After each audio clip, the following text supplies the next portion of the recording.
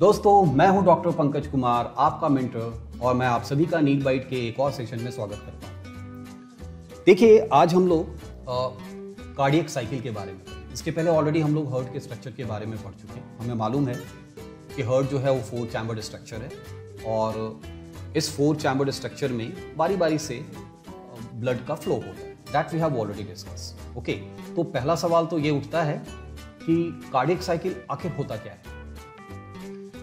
तो देखिए, the total duration between one heartbeat to the next heart, यानी हमारे दिल के धड़कने की 2 कंसेक्यूटिव हार्ट बीट के बीच का जो ड्यूरेशन है, उसी को हम लोग कार्डियक साइकिल बोलते हैं। तो इसके अंदर बहुत सारे इवेंट्स होते हैं, तो वो सारे इवेंट्स के बारे में हम लोग बात करेंगे। ओके, तो यदि हम लोग हार्ट का कार्डियक साइकिल को डिस्कस करें तो कुल मिला के हम लोग 2 स्पेसिफिक टर्म्स के बारे में बात करते हैं। एक तो है हार्ट का कॉन्ट्रैक्शन, यानी डिफरेंट चैम्बर्स का कॉन्ट्रैक्शन, और कॉन्ट्रैक्शन के लिए हम लोग जो शब्द का इस्तेमाल करते हैं वो सिस्टोल।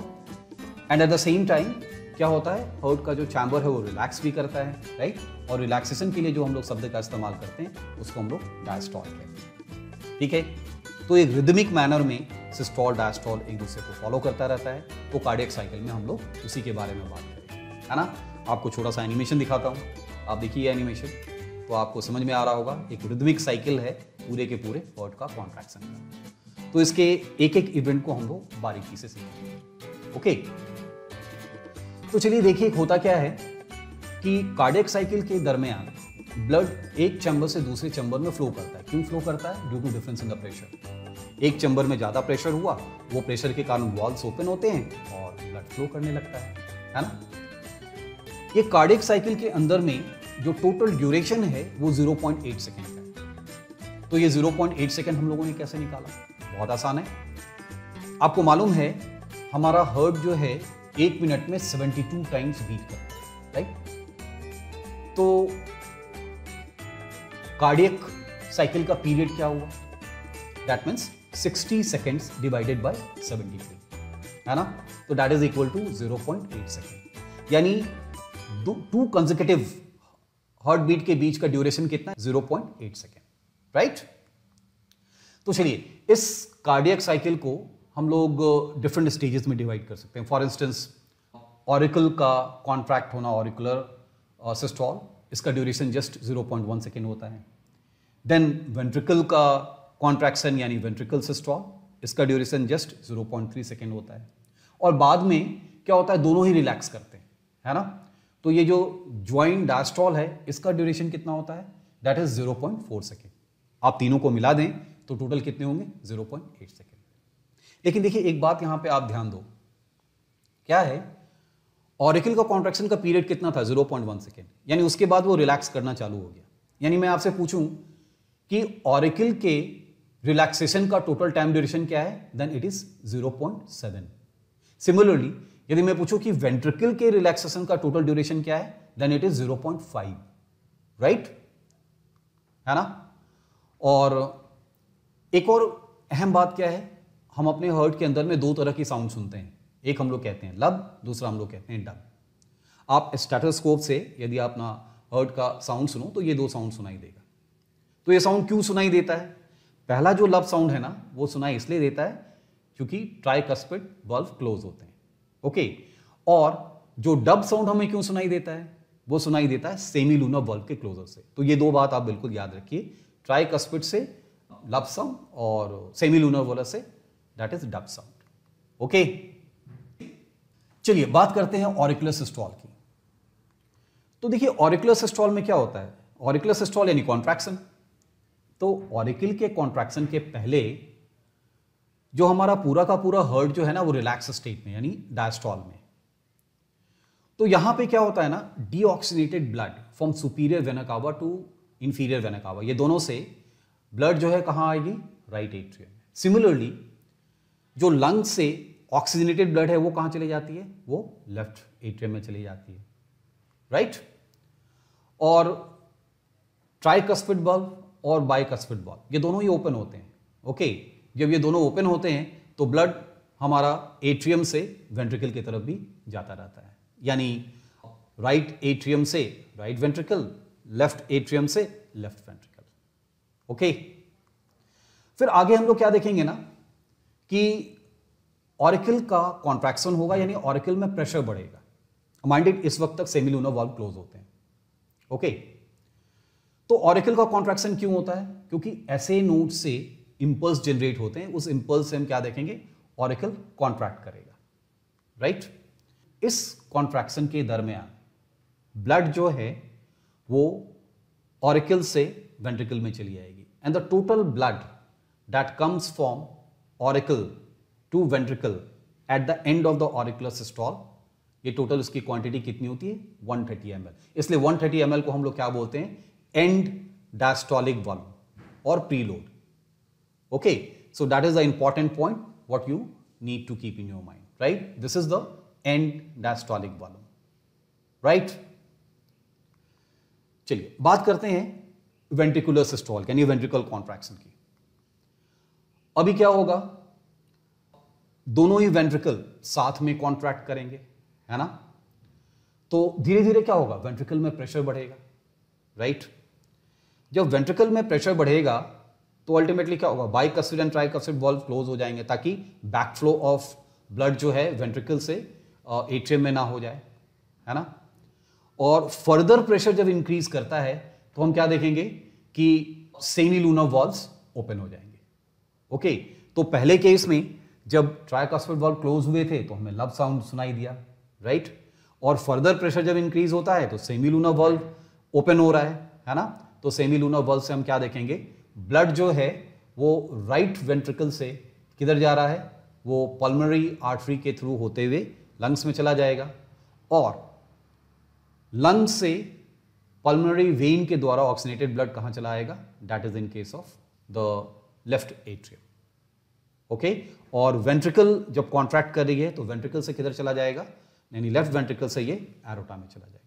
तो यहां पे वेंट्रिकल में जो प्रेशर इंक्रीज हो रही है ना, उस प्रेशर के कारण ब्लड जो है वो राइट से लंग्स में चला गया और लेफ्ट से एरोटा में चला गया। सो this is about the ventricular systole. Okay, तो यहां पे हम लोग क्या देखते हैं कि दोनों ही वेंट्रिकल जो है ना सेम अमाउंट ऑफ ब्लड को पंप करती है, और जो ब्लड को पंप करती है सिस्टम में उसको हम लोग कहते हैं स्ट्रोक वॉल्यूम, राइट? और स्ट्रोक वॉल्यूम की वैल्यू क्या है, 70 to 80 ml, यानी लेफ्ट एट्रियम हमारे एरोटा में 70 to 80 ml ब्लड को पंप करती है। ओके, अब आप देखो, जब हम लोगों ने कॉन्ट्रैक्शन की शुरुआत करी थी उसके पहले वेंट्रिकल में टोटल ब्लड कितने थे, 130 ml, जिसको हम लोग ईडीवी कह रहे थे, राइट? पंप करने के बाद टोटल ब्लड उसमें फिर भी बच जाता है, क्यों? क्योंकि 70 ml ही वो पंप करती है। इसका मतलब क्या हुआ कि 50 to 60 ml ऑफ ब्लड अभी भी वेंट्रिकल में है ना? तो इस 50 to 60 ml ऑफ ब्लड को हम लोग क्या बोलते हैं, that is and systolic volume, right? That is ESV. So EDV and ESV, these are the two value what you keep in your mind.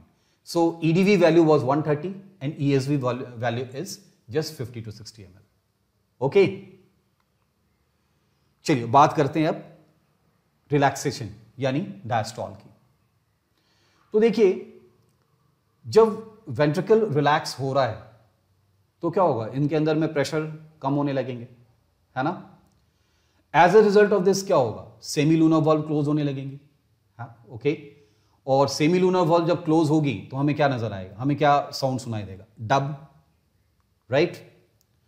फिर क्या होगा, इस पूरी की पूरी रिलैक्सेशन को हम लोग दो स्टेज में डिस्कस कर सकते हैं। पहला हम लोग बोलते हैं रैपिड फ्लो और दूसरा हम लोग बोलते हैं डायस्टेसिस।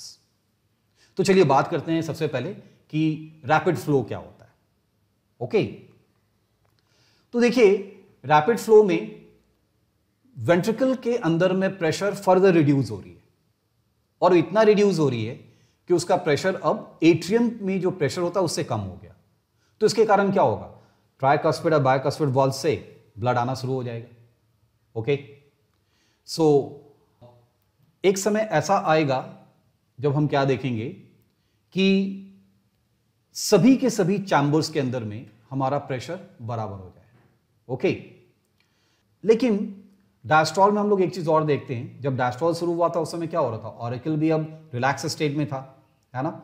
जब ऑरिकल रिलैक्स स्टेट में है तो जो हमारा डीऑक्सीनेटेड ब्लड था वो ऑलरेडी उसके अंदर में इन कर रहा है, ओके, और थ्रू कस्पिड बल्स वो हमारे वेंट्रिकल में आने जा रहा है, okay. So after rapid flow एक समय, जैसा मैं पहले भी कह रहा था, एक समय ऐसा आएगा जब सभी वॉल्व के अंदर में प्रेशर बराबर हो। ऐसे वाले कंडीशन को हम लोग डायस्टेसिस कहते हैं। और इस कंडीशंस में हम लोग क्या देखते हैं कि हमारे कस्पिड वॉल्व तो ओपन होते हैं लेकिन सेमी लूनर वॉल्व क्लोज होते हैं। So that is the important thing what you need to keep in your mind, right. So let's discuss the duration of the different stages. हालांकि ये मैं आपको पहले भी कह चुका हूं। ऑरिकुलर सिस्टोल की पीरियड 0.1 है लेकिन डायस्टोल के पीरियड 0.7 है। सिमिलरली वेंट्रिकुलर सिस्टोल की पीरियड 0.3 है बट वेंट्रिकुलर डायस्टोल की पीरियड 0.5 है। सो कॉम्पिटिटिव एग्जाम्स में स्पेसिफिक डायस्टोल और सिस्टोल जब पूछा जाए, you have to answer like this, okay. So that's all as far as the cardiac cycle is concerned. चलिए बात करते हैं कार्डियक आउटपुट की। तो कार्डियक आउटपुट क्या है?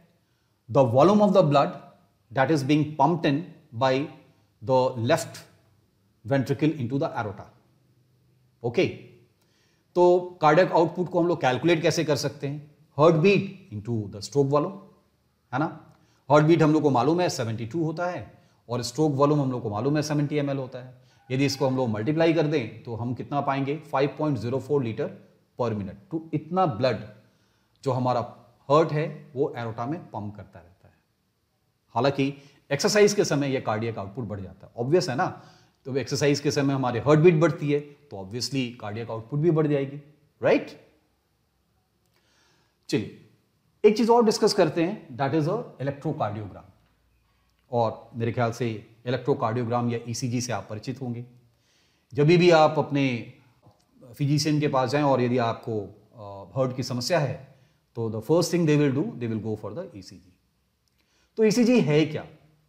तो बेसिकली ये ग्राफिकल रिप्रेजेंटेशन है आपके हार्ट के अंदर के आयोनिक चेंजेस को, या आयोनिक चेंजेस को रिकॉर्ड करता है। तो आयोनिक चेंजेस किससे रिलेटेड है? ये रिलेटेड है आपके वेंट्रिकल एंड एट्रियम के कॉन्ट्रैक्शन से, ओके। तो इसमें हम लोग क्या देखते हैं कि there are 3 waves, T, QRST and T, okay. पहले आप ये ईसीजी को देखिए। अब देखिए पहला P वेव है, देन QRS है, फिर T वेव है, राइट। तो P वेव क्या शो करता है? P वेव शो करता है depolarization of the atrium, right. Depolarization मतलब यहां पे एक्शन पोटेंशियल जनरेट हुआ और एट्रियम कॉन्ट्रैक्ट कर रहा है। तो P wave is showing the contraction of the atrium, okay. Next हम लोग बात करें तो QRS कॉम्प्लेक्स जो है ना, ये किसका डीपोलराइजेशन शो करता है? ये वेंट्रिकल का, क्योंकि यहां पे वेंट्रिकल कॉन्ट्रैक्ट कर रहा है, ओके। एंड फाइनली यदि हम लोग टी वेव बोलें तो टी वेव क्या है? टी वेव जो है वो रीपोलराइजेशन होता है, यानी एट्रियम एंड वेंट्रिकल दोनों ही रिलैक्स कर रहे हैं, राइट। तो ये डायस्टोल को शो कर रहा है, रिलैक्सेशन को शो कर रहा है। So T wave marks the end of the systole, right. So these are the P, QRS and T things what we see in case of ECG.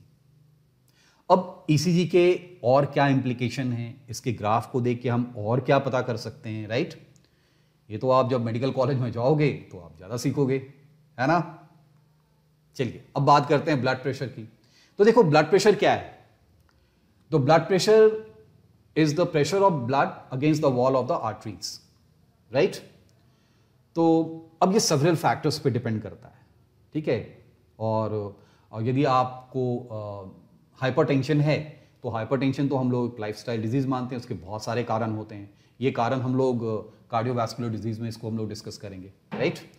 तो देखो ब्लड प्रेशर को हम लोग मेजर कैसे करते हैं? हम लोग मेजर करते हैं स्फिग्मोमैनोमीटर से, राइट। आपने देखा होगा जब भी आप डॉक्टर के पास जाओ तो आपके बाह में वो लगाते हैं, प्रेशर जनरेट करते हैं और वो ब्लड प्रेशर को कैलकुलेट कर लेते हैं। तो नॉर्मल ब्लड प्रेशर हमारा कितना होता है?